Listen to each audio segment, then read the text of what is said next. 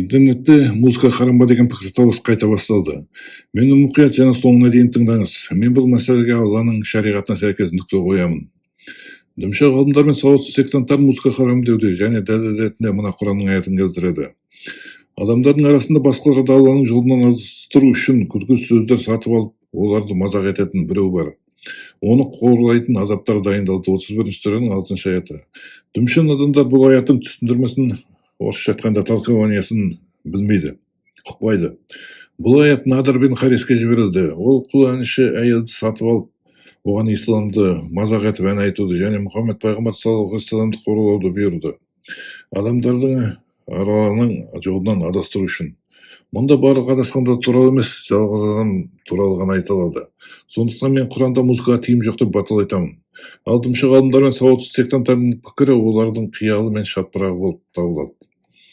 Дінші ғалымдар мен сауатсыз сектанттар тағы бір аятты музыкамен ән айтуға тыйым ретінде келтіреді. Қолыңнан келгенде өз даусыңмен қоздыр, оларға қарсы атты әскерің мен жаяу әскеріңді пайдалан. Олармен байлықтары мен балаларын бөлісіп, оларға уәде бер. Шынында да шайтанның уәделері бұл азғыру. 17 сүренің 64 аяты. Біріншіден, Құранды тыңда, бұл ән айту болып табылады. Екіншіден, бұл аятта Аллах ібіліске ән айтуға және адамдарды қоздыруға, сенбейтіндердің тозаққа еру үшін барлық құралдарды қолдануға мүмкіндік берді. Үшіншіден, мұсылмандар үшін бұл аятта музыкамен ән айтуға тыйым жоқ.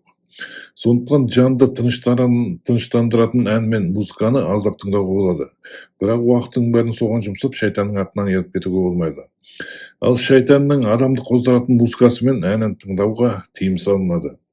Менің сөздерімнің дәлелетінде мына аят. Біз Аллахқа сенбейтіндерге оларды қоздыру үшін шайтан жібергенімізді көрмейсің бе? 19 сүренің 83 аяты.